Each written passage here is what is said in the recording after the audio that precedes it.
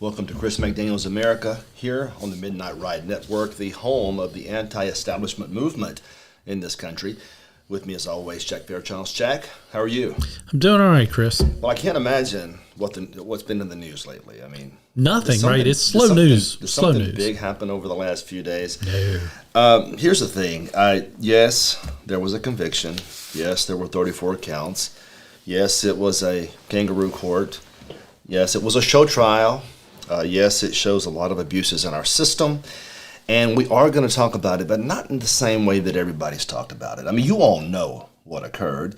You know the reaction. You know that Trump has vowed to fight. You know the prosecution had to piece together a fairly flimsy case and build inferences and finally stack a misdemeanor charge on top of potential felony charges and connect it to the election. You know all of that. Let's talk about the bigger picture as to how these things occur in the first place and to why it could be a real problem for a functioning republic like ours. Look, you all know something rotten is happening. We feel it. We feel it everywhere. It's in our institutions. Not only the Justice Department, but even New York State courts. Not just there, high schools, colleges, universities, the news organizations, the media. Something is rotten in the core of this country right now. So you begin to drill down as best we can to decide or decipher how on earth could it become so rotten in such a quick amount of time. And I have a theory, and I think this theory is going to fit perfectly within the Trump prosecution, or better yet, persecution, based on the way the law was delivered. There's a book. There's a writer named C.S. Lewis. C.S. Lewis is one of the most brilliant writers in the last 150 years. If you haven't read his books, you need to. There's so many good things you could say about the apologetic C.S. Lewis, a theologian, writer, linguist. He had a lot of various skills, but one of the books he wrote was called The Abolition of Man. And in The Abolition of Man, he had an essay called Men Without Chest. Now, we're trying to discern now how men without chest can lead to prosecutorial abuse. Let's talk about it. Lewis contends that the contemporary educational system deprives us, one way or the other, of objective truth. You've heard it. There's no right or wrong. It's all relativism at this stage. You do whatever you want to do, whatever feels right, and that's the way the world works. We're taught that from a young age in the educational system. This results in what Lewis contended were men without chest. And you say, what does that mean? Men without chest. Here's what he means. He argued that we're made up of three basic pieces. Right here in the head, you know, that's supposed to be the intellect. Yes. And the gut, that's supposed to be something more base. And then the heart, the chest. And he said people were divided into those three basic views of rationality. The good news for Lewis, he said the chest worked as an intermediary, as a mediator between here and here. That is between the brain and the gut. And he said when that occurs, the chest counters the gut instinct and works through the intellect to find honor and civility and intelligence and reason, but more importantly, in defense of objective truth. What does it mean to do right? And he argued that we've always seen evidence of these chests in men and women because every civilization, no matter where you are in the world, shares certain cornerstone values. You've seen the evidence of that, right? The existence of good and evil. Yes. Generosity. Concepts of right and wrong. Lewis says these things are eternal and that they matter and that it comes from the chest. Now here's where it gets interesting. If you think about his critique and how it extends to mainstream society, you begin to understand that he's really onto something because now it seems that the entire society is corrupt. Bribery, dishonesty, lies, half-truths, deceptions, fake news, conspiracy theories, and countless other problems that seem to be focused either on the intellect, not tempered by the heart, or by the instinct, not tempered by the heart. Men without chest, we've lost our compass. We've lost our way. And the problem is if we don't know right from wrong, and we don't recognize abuse of authority from not abusing authority, and if we don't recognize how it is that even prosecutors can sometimes misstep, we fall into traps. And we saw evidence of that with this Trump trial. Look, it's impacted every part of our lives, even religious organizations right now. They seem to be not rooted or tethered in really anything. Now, they're not all like that. I realize there's some really good churches out there. I'm not suggesting they're all bad. I am suggesting there's a movement away from classical principles. There's a movement away from classic foundations. Lewis would say those are the men without chest and women without chest. Listen to this quote from his book. He says, "We make men without chest and expect from them virtue and enterprise. We laugh at honor and are shocked to find traitors in our midst." Traitors in our midst. Men without chest. It encapsulates this paradox between ethical behavior by individuals and those that have been deprived of their ethics. Enter New York and its prosecutors. Now think about it. A prosecutor who takes an oath to do justice, a prosecutor who has his chest still intact. That is, that instinctive understanding of right versus wrong. He wants to do the right thing. He doesn't let politics get in the way of that. Politics isn't his judge, his prism. He doesn't choose his target because it's Donald Trump. He chooses the target presumably because someone broke a serious enough law that needs to be enforced. And prosecutors have this discretion. But that trial highlights everything that's wrong with a society that no longer has its core values. We talk about core principles here all the time. We've lost those core principles, and we wonder why the judicial system is being abused. It's being abused because people aren't acting ethically. They're acting politically. They're acting irrationally, they're acting with anger, they're acting to hurt people, but they're not acting with ethics and righteousness. And that's a big problem. Now look, I want to be real clear. There's no such thing as perfect people. Nobody's suggesting that. But if you have the power of a prosecutor and you abuse that power, you ruin people's lives. Now ask yourself this. Have we seen any other prosecution like that in the history of this country? The answer is no. No. Ask yourself this. Would Donald Trump have been prosecuted but for the fact that his name is Donald Trump? No. What does that mean? Opportunity. No ethics. A man with no chest, in the words of C.S. Lewis. Now here's the deal, folks. If you don't have a man without chest and the prosecutor has so much power, abuses are inevitable. Inevitable. Now, we saw, I don't want to bore you, I don't know if you heard that noise. Was that you, Jack? Yeah, it was something on my phone, didn't realize, picked up for a second. Somebody, do we remember the Gong Show back in the day and they had a hook when somebody messed up and they would bring out the hook? Can somebody pull Jack out of here real quick? Somebody work on that. You'll be punished with a rhino mask earlier. That's going to happen Get off your anyway. phone, Jack. We're talking about C.S. Lewis. Anyway, I want you to hear this speech. It was delivered in 1940 by U.S. Attorney General Robert Jackson. He was the country's chief federal prosecutor at the time, and he was delivering this speech to federal prosecutors in the United States. Hear me out here and ask how this applies to these last few weeks.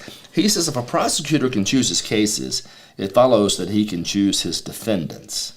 Therein, that's the most dangerous power of the prosecutor, that he will pick people that he thinks he should get rather than pick cases that need to be prosecuted. He says, with the law books filled with a great assortment of crimes, a prosecutor stands the chance of finding at least one technical violation of at least some act on the part of almost every human being on this planet. In such a case, he says, it's not the question of a crime being committed, it's about discovering the commission of a crime and then looking for the man who committed it. That is, searching the law books, finding a law, targeting your enemy, putting investigators at work on the enemy, and then taking your enemy down. He said this in 1940. He continued, it's in this realm which the prosecutor picks some person he dislikes or desires to embarrass. He selects someone with an unpopular opinion. He then looks for the offense after the fact. Isn't that exactly what this prosecutor did? It's not as though he caught Trump breaking a law. He caught a misdemeanor count and then worked really hard to expand a statute to an unnecessarily broad scope to then find a way to punish him with felony counts. He was literally looking for a reason to punish. Now, this how he continues. It's there when law enforcement becomes personal, and the real crime becomes being unpopular with the predominant or governing group, being attacked.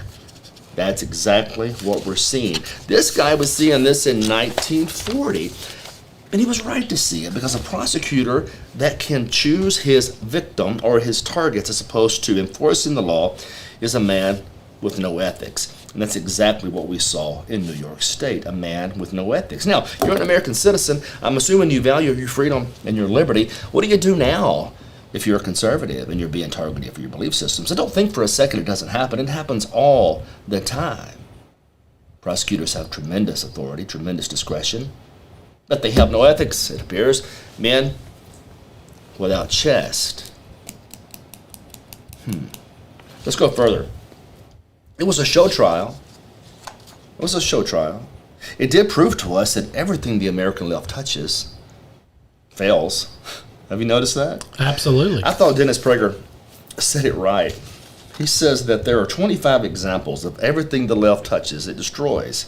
Here's this list. Universities, high schools, elementary schools, children's innocence, marriage and family, children who say they are the other sex, journalism, women's psychological health, black life, black-white relations, art, music, architecture, the military. The list is exhaustive. The FBI, the CDC, the NIH, the American Medical Association, medical schools, free speech, women's sports, the border, religion, the economy, fighting crime in America's major cities. Everything the left touches turns to, you know what. Yeah. And he went through this trial, and he had the same basic opinion. It was a sham, a mock, a show trial. And then he interviewed a guy named Jonathan Turley. Now, Jonathan Turley rings a bell because when I was about to go to law school, he had written a book years before called 1L. I think a movie was even made about it. Now, most folks don't know what that means, but 1L is your first year of law school. And he wrote a book about being in law school during the first year and how dadgum hard it is and how basically stressful it can be. So we all know Jonathan Turley from that standpoint. Now he teaches at George Washington University. He's a bright guy. He is not, listen to me, he is not a Republican, and he is not a Trump supporter. Strong words from a law professor here when he says that there should be serious concern over a judge being appointed, not randomly selected, who isn't just a Biden donor, but someone who's earmarked donations to, quote, resist the Republican Party and Donald Trump's radical right-wing legacy. And those were his words. Yep. That was a judge. Now look, any judge worth his salt. Is the Bar Association going to attack me now that I'm saying this? I bet. Oh, absolutely. Well, let me say this. Absolutely. Any judge worth his salt, recognizing this inherent conflict, this inherent imbalance, right, would recuse themselves. No. He had a job to do. And his job wasn't justice. It was to make sure Donald Trump was guilty. Yep. It gets worse. The third highest official in the Biden Justice Department, I guess, took off down to Manhattan to help with the case. How appropriate and strangely odd is that? You got the third highest ranking official in the United States Justice Department, leaves D.C., heads down to New York to assist this prosecutor with his prosecutorial abuse and the destruction of this man he finds objectionable. Isn't that interesting? Now, I realize there may not have been a conspiracy, but it sure smells like a conspiracy, doesn't it? It's kind of like the back rooms got together and said, listen, hotshot, go down there and help this old boy because you may not know what he's doing, but with your help, we'll combine forces and we'll defeat Donald Trump. That's what it seems like, doesn't it? So here we are, Trump convicted in a trial with a Biden donor judge who was a daughter who has a major Democratic operative and a lead prosecutor who was previously paid as a DNC political consultant. Did you know that? I did, but not until very recently did I discover that, and that's shocking, Chris. And again, and I want to get back to your point, but to me this is extremely frightening because how can we ever expect for somebody to stand up to the establishment? How can we ever expect it? Because again, the genie's out of the bottle now. This is not going to be a one-time thing. And I don't think one side's going to make this an exclusive for their strategy. I think the other side, we can target our political rivals. That's scary to me, and I think that that's going to be a detriment to our country, to our society. Well, that's the real fear, is that now both sides begin to weaponize the judicial system. The next thing you know, we're fighting wars in courts. Again, though, remember the point of this conversation, men without chest. Yeah. We've lost the ability to recognize right from wrong. It's all about warfare now. It's all about tribalism now, and their side must go down. And that's exactly what this prosecutor was doing. He should be disbarred for this. That judge should face some disciplinary hearing for what he did. Even the liberal analysts that I've seen looking at this, they've admitted that this case was unprecedented. It wouldn't have been involved but for the fact that it was President Trump. The trial itself a travesty, and everyone, even Turley, that watched it thought, how on earth could this be happening? Here's the thing. You can hate Donald Trump if you want, leftist. That's fine. You can hate him if you want, but you should be repelled. You should be outraged by the use of the criminal justice system for political purposes, because like Jack said, one day it may come to you. Now, you would think, and even Mitt Romney ever so often has a cognate thought that's not based in liberalism, but he even said the prosecutor should have gone to see Trump and settled this matter as a misdemeanor count, and it would have been done. But it didn't happen because he made a political decision as opposed to a legal decision. The legal decision would have saved the state of New York all of this time, effort, money, and would have passed on this, but they couldn't because it was Donald Trump. Clown show. That's all it was. Clown show, and there are far too many of those going on right now. So basically you have this prosecutor takes a misdemeanor, turns it into a felony, and the whole world has to watch. Now the question now is whether it really matters at all in the overall scheme of the election, because they did a study the other day. This kills me. All of this news, all of this coverage, all of this travesty, all of this nonsense, and apparently swing state voters have no idea what crime Trump supposedly admitted. I saw that story, and Chris, I think that speaks to how flimsy the case was. No, I don't know about that. No, I agree the case was flimsy. This speaks to how Americans aren't paying attention to anything. That too. I'm trying to give them more credit. No, I mean, look, there are some good people out there. Yeah. But the average American voter, it simply isn't paying attention to anything. Yep. And that's what's happening here. And so now this is a very small sampling, but apparently there was a handful of swing state voters that got together, a panel of them, and they were asked questions about this trial, and they had no idea what was going on, none whatsoever.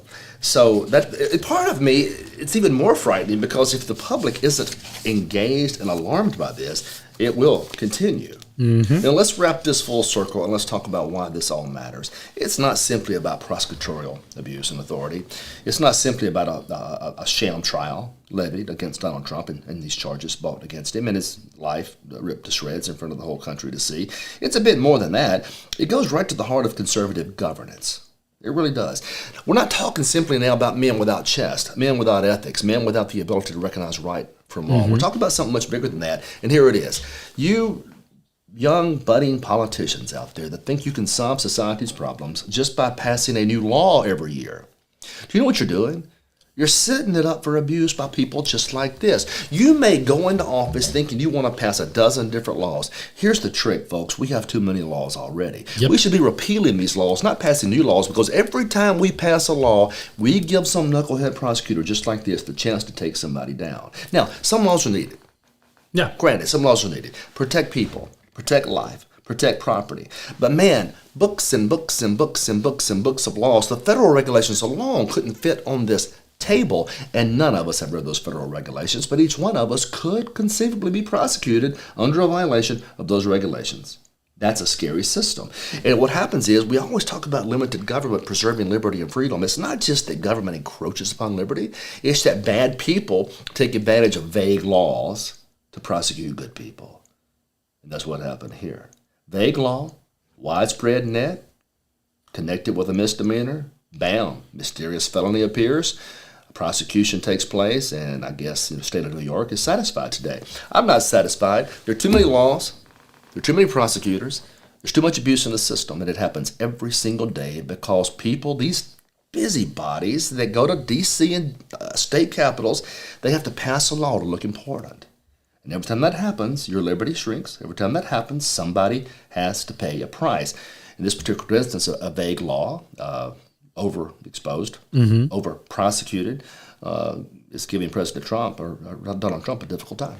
Well, Chris, basically, simple question for you, and this is, I think, something that everybody's probably wondering at this point, because when you see something like this happen, you feel helpless and you sit back and you question, what can the average person do to try to combat this? I think, and I want you to answer this question as well, but I think that one of the first things we can do is pay better attention and make sure we're electing better people. To go back to your point you were making a second ago about bad laws that get abused. We need to be paying more attention because too many people don't pay attention to that stuff, and too many people allow that to slip through the cracks. But Chris, what else do you think that the average person can do? Because this is frightening. We talked about it before. The price of liberty is vigilance. The founders would have said eternal vigilance. It's much more poetic, but the price of liberty is vigilance. Vigilance requires people pay attention, they read, and they get involved in the system. We're not doing that right now because we're also faced with Huxley's model, the Brave New World model, whereby people are so deadgum busy chasing all the pleasures of life and the technology of life and all the things that occur. We're distracted. And we're leaving the politicians in control. Now, that was never the intent of this country, to leave politicians in control of anything, because they're the most distrustworthy people imaginable. Their egos just can't have it any other way. They lie to us, they steal from us, they're corrupt as they can be, and we still turn a blind eye away because we're focused on our own little worlds. Fine if you want to live like that, but you were warned that you can't live that way.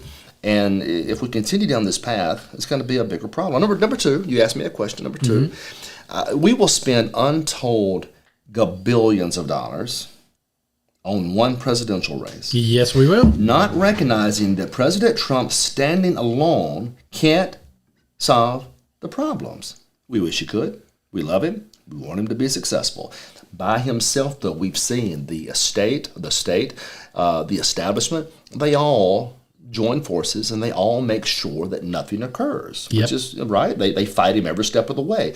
And yet when it comes to real elections that impact real life people, take Jackson, Mississippi, our capital, we won't even go help a candidate there. We won't give $1. We will knock on a door. We will get on Facebook. We will make a phone call. And we wonder why we keep losing. Because if you lose all 50 state capitals to rhinos and Democrats, it's not going to matter who the president is. You're still going to get the same form of leftist government. Same in Congress. You've got 100 United States senators up there. You may have 4 that are true conservatives.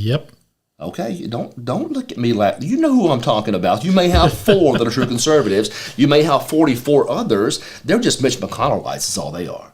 They're going to do exactly what they're told, whenever they're told, and how they're told. You may have 4 doing the people's wishes. And yet, nobody gets involved. Nobody wants to help. Nobody makes phone calls. Nobody knocks on doors. Nobody gives money. But by God, billions for President Trump, which is great. He needs it too. But we can't neglect the basics, thinking that one position can fix the whole thing, because it has been proven time and time again it cannot. We need all these positions. We need the presidency. We need conservatives in the Senate and the House. How many conservatives, actual conservatives in the House of Representatives? 30? If that. If that. And there are 435 people up there. And here we are, not focused on any of that. We think it's all going to work out if we win one race. It won't. The once every 4-year voters, as I like to call them, they frustrate me because, again, they get so excited. They're so passionate about presidential elections. And it's good. And it's good. We need that. We just need to be more passionate about the regular elections. We need them to be passionate about their state senate, about their local mayor's race, that we need them to be engaged at every level. And I know that's hard, and I know that's a sacrifice that a lot of people just don't want to take. But if you're sitting around complaining about the state of your country, if you're sitting around complaining about the state of your state, and you're only focusing on the presidential race, look in the mirror, because you're part of the problem. Yeah, and people just don't see it. God bless them. They're wonderful people. They think they're doing the right thing, and they are. But you can't just quit and lay down for 4 years and then arise and fight for the next presidential election. We're losing across the board right now. What about your local school boards? You ought to be fighting for those. What about your supervisors' positions? You ought to be fighting for those. We don't. We're too busy watching Britney Spears reruns to actually get serious about politics in this country. And then we wonder why things got as bad as they did. And then the establishment throws billions of dollars at us, and we fall for their lies. And then we wonder why things can't get better. The real problem is, if we put all our hopes and dreams just on one office, we're going to be sorely disappointed. Big time. We got to get engaged in every part of this, every single part. And if we do that, you'll see a lot of success, because goodness knows a president goes a long way, but man, a Senate and a House could change the whole fabric, the whole world. Absolutely. I mean, there's so much that we need to work on, and I think that we can, but I think it's going to take a little bit of sacrifice. Not much, Chris, because like you talked about, Maybe you just give up an hour of your day to go knock on a door for a candidate. Maybe you give a little bit of money that you've earned to a candidate to try to make sure that we win. Yeah, whatever. Just something. And the thing is, people, oh my goodness, they will throw a person out to the wolves. Mm-hmm. And they'll say, go get them. Yep. We're behind you. We got you back. And I'm thinking, yeah, way back. Yeah, they don't do much once they get you out there. We're up here taking the arrows and the stones, and you're back there, now you've disappeared now because Taylor Swift's in town. And that's fine. That's fine. But you're not going to win back a country that way. Eternal vigilance. That's what it takes. Yeah. And right now, we only have a small fraction of the population that's operating with that type of vigilance to protect liberty. And that should scare every single one of us. Because if they can prosecute like this, the former president of the United States, they sure can get you. Yep. And they sure can get me. And don't think they haven't tried. Oh, yeah. And don't think they're not still trying. But that's okay. Keep talking, and they'll definitely keep trying. That's exactly right. This might be a good time, Jack, to thank our sponsors if you've got that ready. Well, Chris, this year has come with a lot of uncertainties. Will red-hot inflation continue? Will interest rates continue to soar? How can the Fed promise a soft landing when all signs point to another serious recession? If the beginning of this year has shown us one thing, inflation is not slowing down. And the Fed is completely incapable of fixing these issues. Like millions of other Americans, I've found myself asking, how am I going to protect myself and my family? That's why we at the Midnight Ride Network spoke to the folks at Genesis Gold Group, our new platform partner for the Midnight Ride. They walked me through how I can protect my savings with real physical gold and silver. Genesis makes it easy to convert your 401k or your IRA into a retirement account backed by precious metals like gold and silver. Genesis Gold Group has decades of experience helping folks just like you preserve your hard-earned savings.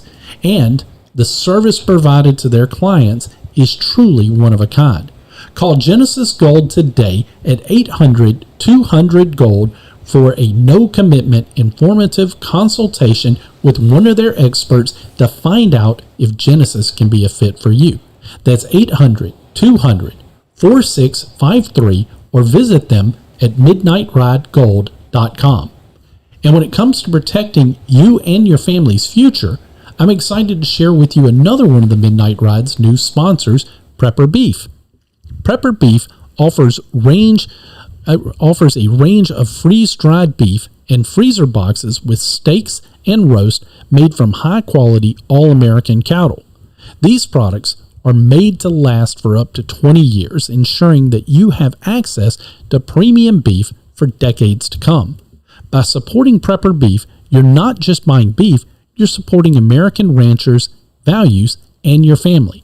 Join us in our mission to eat well today and eat well tomorrow. Visit midnightridebeef.com and stock up for the future today. That's great. And listen, please go support those great sponsors. They're good to the show, and they enable us to be on the air. We appreciate any help you can give us in that regard.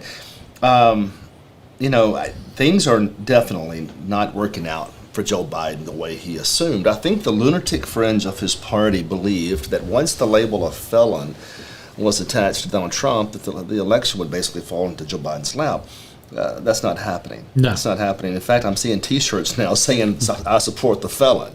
Never thought I would see that, but I'm seeing it. And two, something else that he's done, the Democrat loonies that have really made a mistake here in this overzealous and ill-advised prosecution, they've done something that Trump is really good at himself.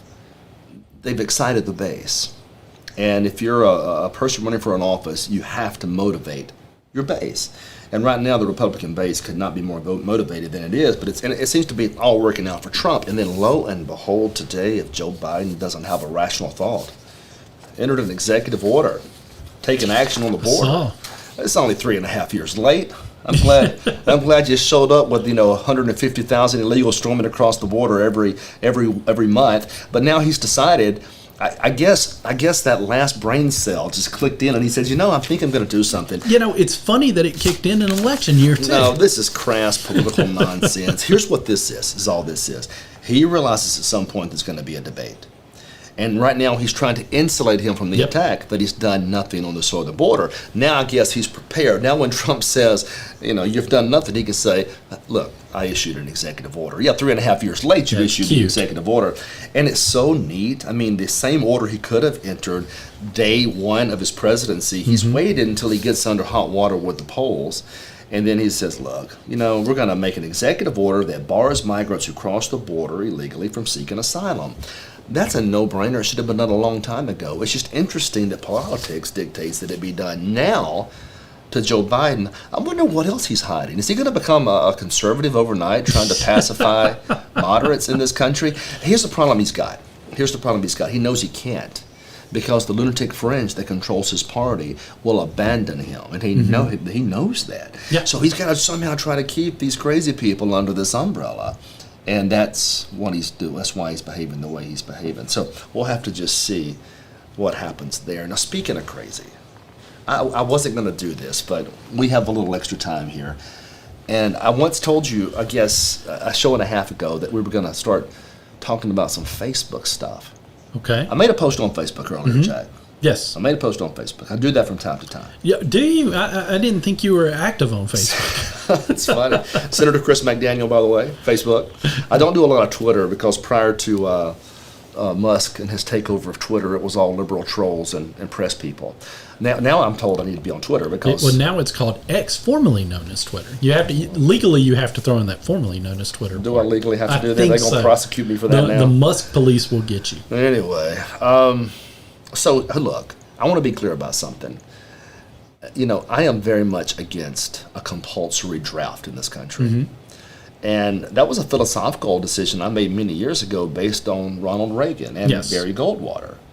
And I thought Ronald Reagan in 1979, he was asked about it.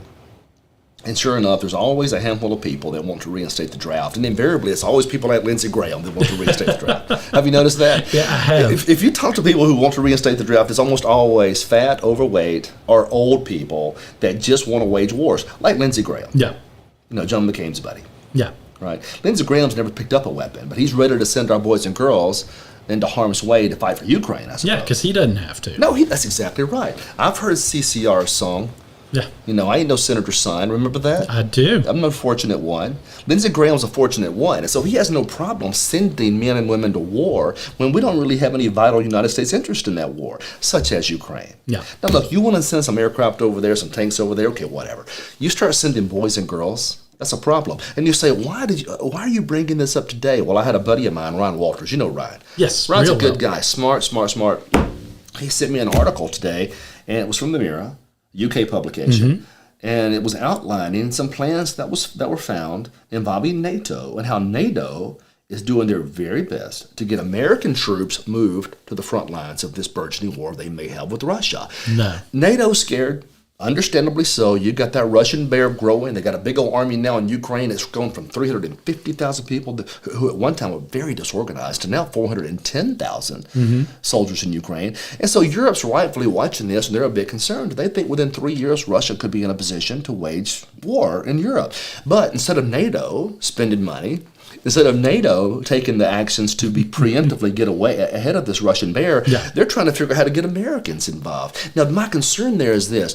If Americans get involved in a frontline war, boys and girls, men and women, our people fight dying for a country we have no real national interest in outside of our involvement in NATO, what does that look like? Does that bring back conscription? Does it bring back the draft? And so today, after reading that article and Ryan raising my alarm bells. Yeah. Ryan's good at stuff like that. He is. He can poke the bear. He does. And then I went to Facebook, of course, because I do that from time to time.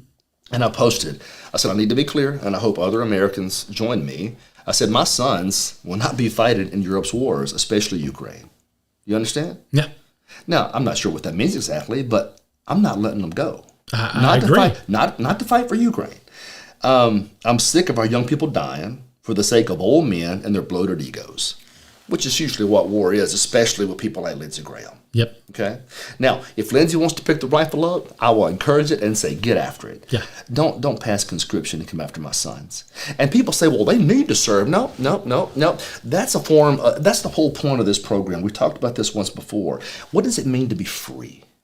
What does it mean to be an American? Are your children the property of the state? No. Are you telling me Joe Biden as president can steal my sons from me and send them to the Ukraine to fight for my non-national American interest? Somewhere they might not come home from, too, because it's not happening. First of all, I wouldn't fight for Joe Biden. No. They'll call me crazy. I think he's senile, has no business leading this country. Pick your generals wisely, especially your commander-in-chief. I wouldn't fight for Joe Biden. But secondly, when you get to be a father, all that machismo I had growing up, all that, we'll go get those Ruskies. Yeah. All this stuff, watching, Top Gun and what was the Wolverines? What was that was Red Dawn. Red Dawn. Man, we were ready to fight. I'm 16, 17 years old. I'm ready to fight. Now that I've got a 17-year-old, everybody's got to cool their jets. And I mean that literally, because it changes the whole dynamic as a daddy. And to these nitwits on this post, they're claiming we have to have a draft. It's important for our kids. No. This is America, not Nazi Germany. No, and by the way, let me hold on. Go ahead. And to the point, we have the best volunteer force in the history of the world, and it's a great force in large part because it is a volunteer force. These men and women are heroes. They're fighting for this country, and they want to do that. Yep. When you conscript or when you draft, some of those kids, believe it or not, don't want to be there. And that can, in some ways, hurt the effective fighting force of a military like ours. But more importantly, it's fundamentally opposed to American values. Fundamentally opposed. Now, granted, if America itself were under attack, and our very freedoms were about to fall, you know what? All hands on deck. Yeah, that's different. All hands on deck. You got to do what you got to do. Ukraine? You think I'm sending my sons to... No, it fires me up a little bit because my sons aren't dying for Ukraine. I'm going to answer your question by quoting you. Not a chance. Not a chance. And so, immediately somebody calls me a rhino. How is that a rhino position? I am quoting Ronald Reagan.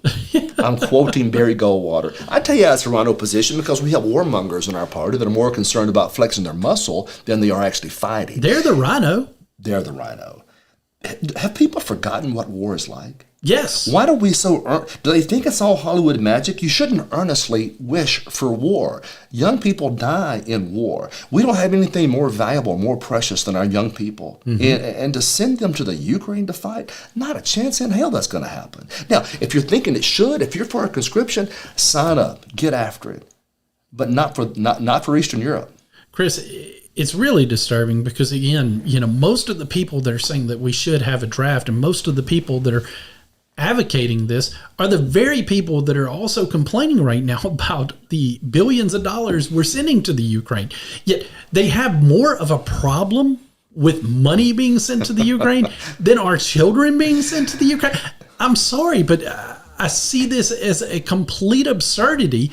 It really, again, I don't have any kids, but if I did, I'm right there with you.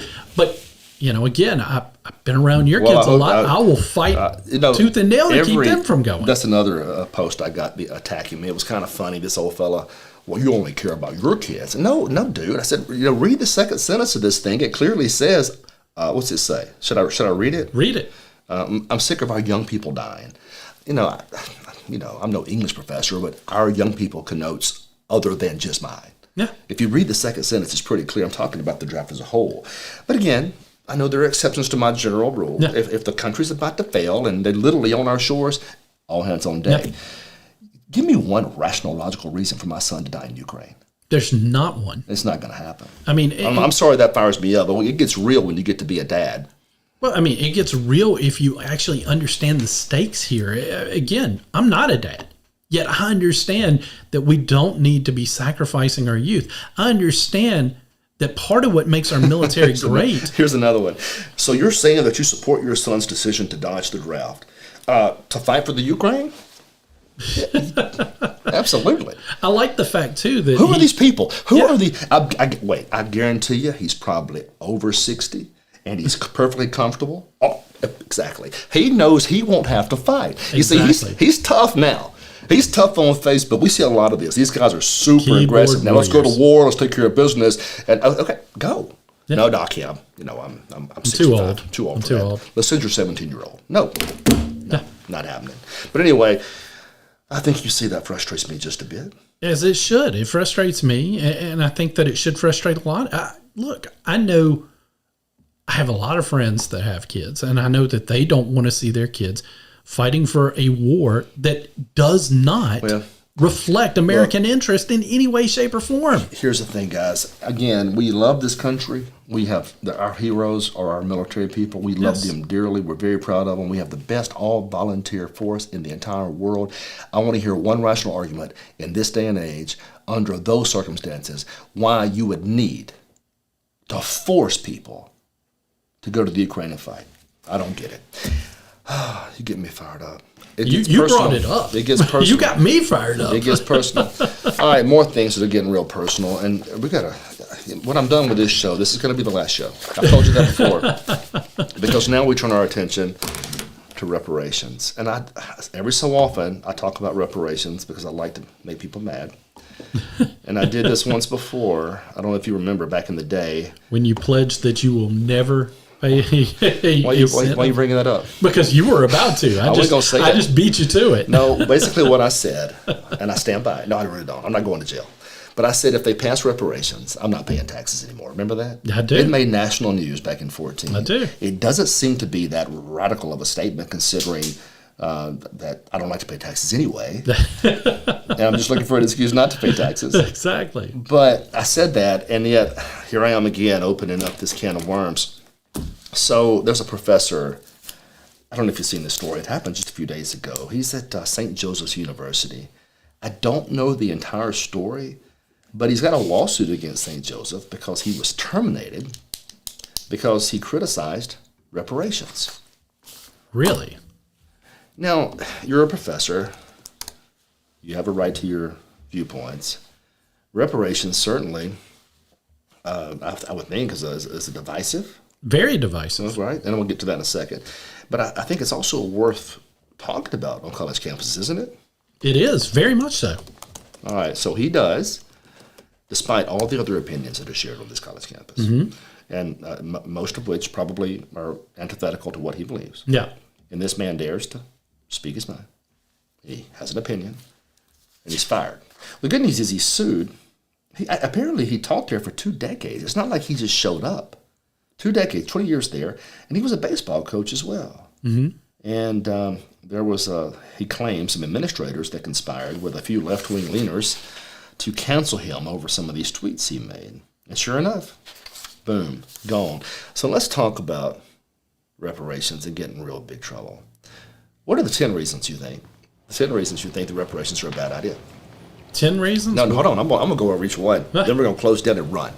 Yeah, when the show gets canceled, I can give you one off the top of my head is the fact that none of the folks that would be getting paid out were ever slaves, and none of the folks paying own slaves. That's called generational distance. Yes, generational distance. The individuals that are harmed by the injustices would have been a long, long, long time ago, and the people that profited from those injustices would have been a long, long, long time ago. And so that's called generational distance. There's also complexity of the implementation. How does it work? And here's what that means.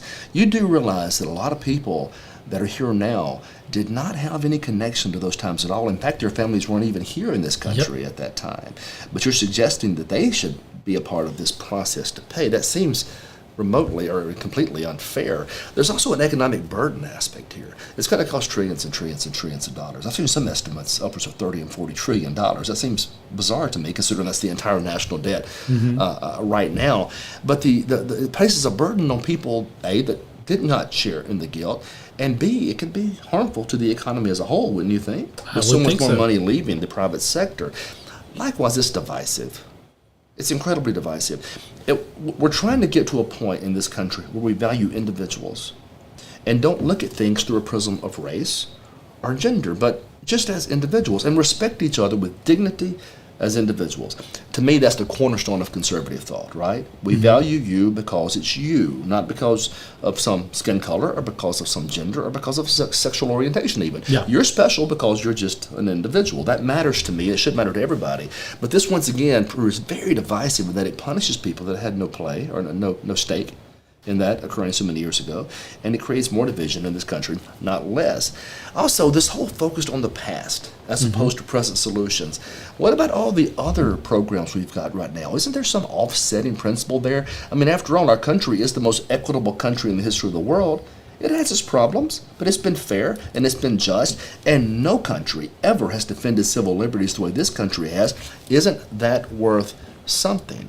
So there's questions of a moral standpoint, an ethical standpoint. The risk of perpetuating victimhood is something that needs to be considered. And even the alternative solutions out there that could exist, the programs that presently occupy our mainstream society, from affirmative action, which I'm very much against as well, to other programs that benefit people because of things that occurred so many years ago.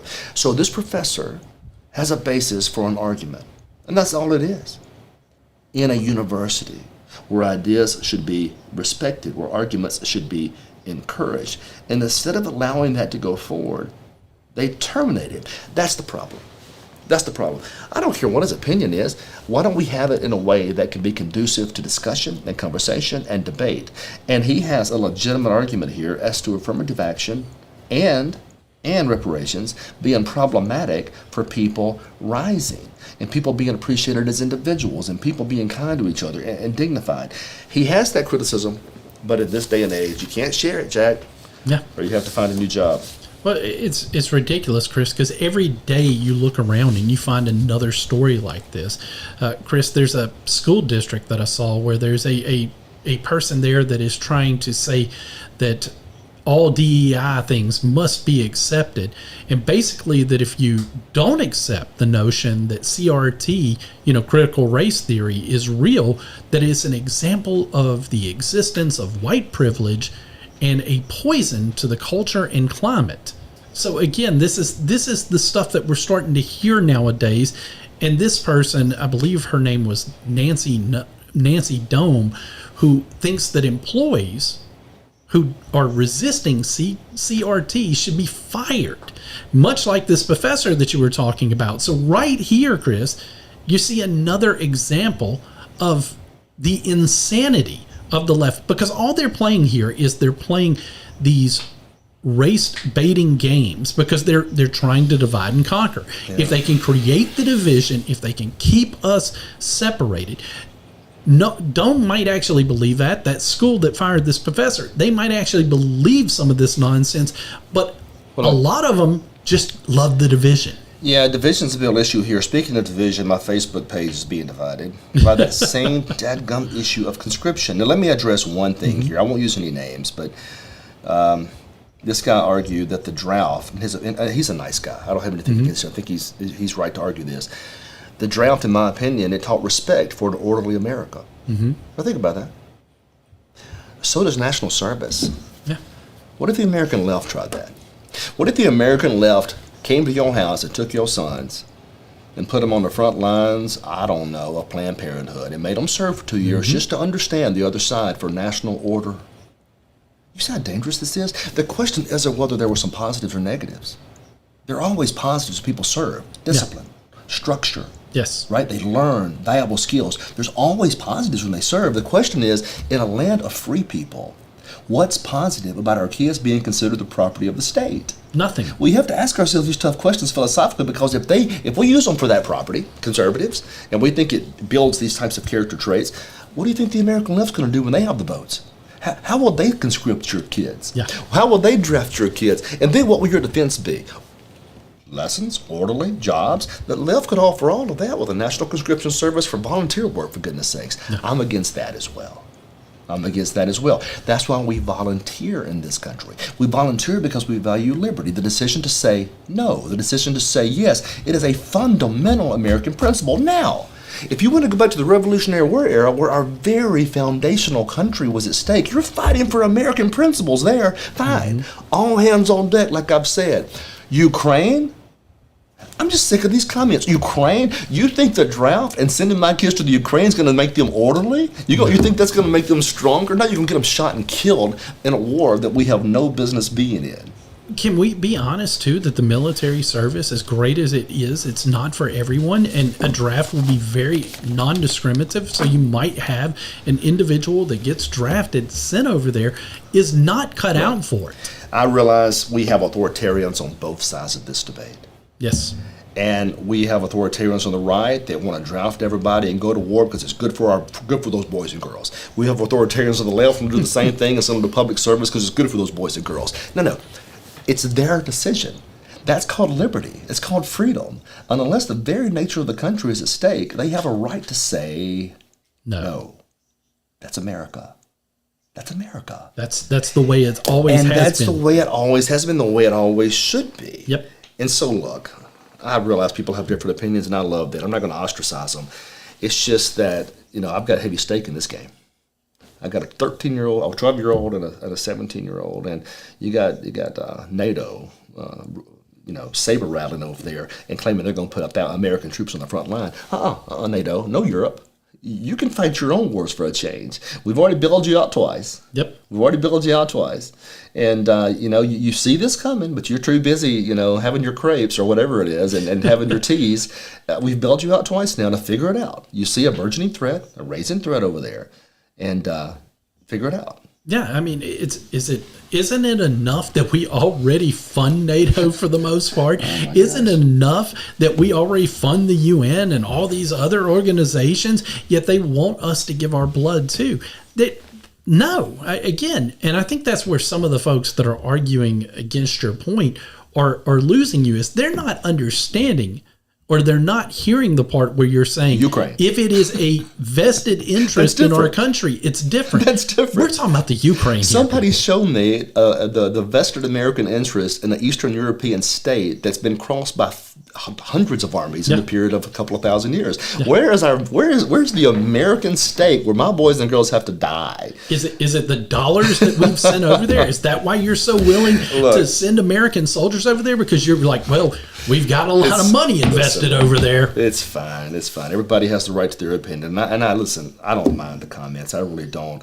But I want to be clear on my stance. That way there's, I'm not called a rhino when I go to sleep tonight. Because I don't want to wage war against Eastern Europe.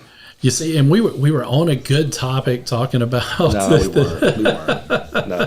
I'm beginning to think at some point in the future, we're about to wrap up here, at some point in the future, I think we just get on here, post some really crazy inflammatory stuff on social media, and just dance with it all. Don't you do that sometimes? No, I mean on the air. I mean on the air. Oh, You're missing the point. Gotcha. I'm talking about 20 minutes before show start. Just get on there and say something ridiculous. There you go. What bad could happen? Right. Anyway, here we are now. It's so funny. All the issues we talked about today. I want you to think about this. All the issues we talked about. Hard, conservative, controversial, problematic. And because I don't want my son fighting for Ukraine, I'm going to be a rhino tonight. Do you want the mask this time? I mean, do you need it this week? I'm not going to give him the satisfaction of wearing that mask. Anyway, this is Chris McDaniel's America. We appreciate you listening. Even those of you that are soreheads, we like you. On the Midnight Ride Network, Jack Fairchild's with me as always. This is the home of the anti-establishment movement. Thank you for being a part of it.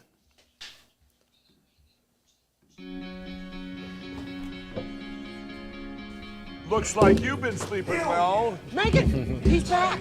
The My Pillow guy. And you're looking good. Still feeling good. Well, just when you thought it couldn't get any better, we've got the best pillow ever, My Pillow 2.0. Wow, it's so soft and smooth. It's cool to the touch. How did you do that? Well, we took My Pillow's patented fill and combined it with this new technology that we didn't have back then when I invented My Pillow to bring you the best pillow in history, My Pillow 2.0. Just like all of you, I never imagined that My Pillow could get any better. That's why I haven't changed it in nearly 20 years. Then I heard about a revolutionary new technology, and I knew I had to bring it to you all. My Pillow 2.0 is truly the next generation of My Pillow. The My Pillow 2.0 is cooler and softer than the last My Pillow.